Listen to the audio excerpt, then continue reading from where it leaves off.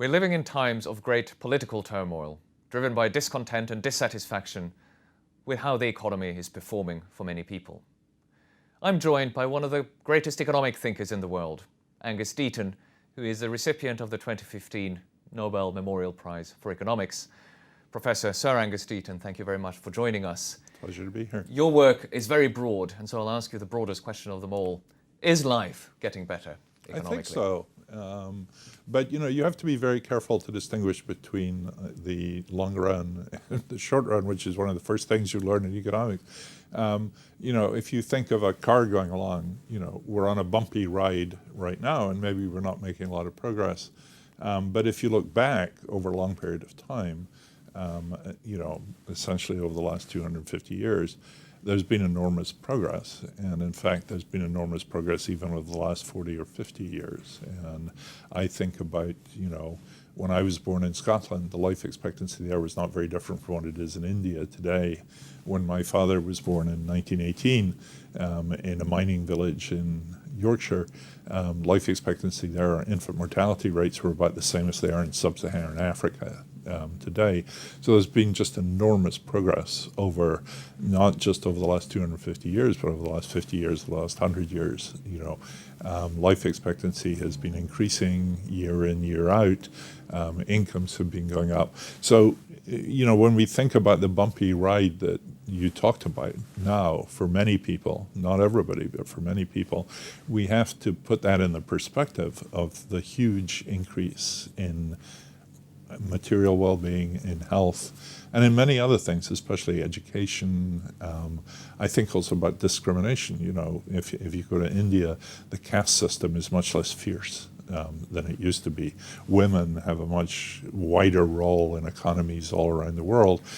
Education has increased, especially for girls, for instance. So we must keep that long-term thing in mind when we think about the bumpy ride we're having right now. And the following two propositions can be true at the same time. I mean, one is that we may be in the best of all worlds that there's ever been right now, and yet we may be having a very bumpy ride and very worried about the future. So we should keep that in mind.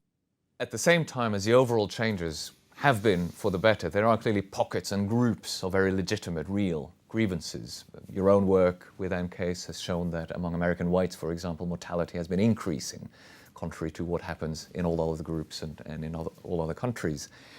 Many people blame globalization for this real suffering of some subgroups in rich economies. Are they right? I don't think so. And I think globalization may play a role, but it's a minor role, and also globalization brings enormous benefits. So if you start tackling globalization or slowing down globalization or building trade walls or barriers, it's going to do way more harm than good. And in particular, the first thought anyone should have when they think about globalization is the reduction in global poverty that's happened over the last 30 or 40 years, in which maybe 1 billion less people, in spite of world population growth, are living in absolute destitution.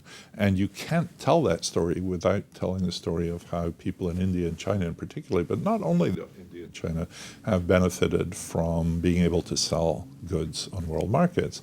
And of course, another way of thinking about that is that it's like an enormous gift to the rich countries in that these Chinese and Indian goods and ways of doing things have been given to us at prices way less than anything we would have paid them for before. And even the people who hardly benefit from that. But I think the real threat to these people's jobs is not so much globalization, but automation. So, the key statistic here is just that, American manufacturing continues to expand. It's just expanding with fewer and fewer workers. And that's not happening because of something that's happening in China or India or Vietnam or something. It's happening simply because of the increasing technical progress and mechanization and robots in those factories. So I think it's very important that we talk about this in this way and not make a scapegoat of globalization, which runs the risk of doing untold harm to millions of people around the world. It sounds like the main lesson is that while we confront challenges, we should count our blessings and, above all, avoid scapegoats. Professor Deaton, thank you very much for joining us. Thank you very much.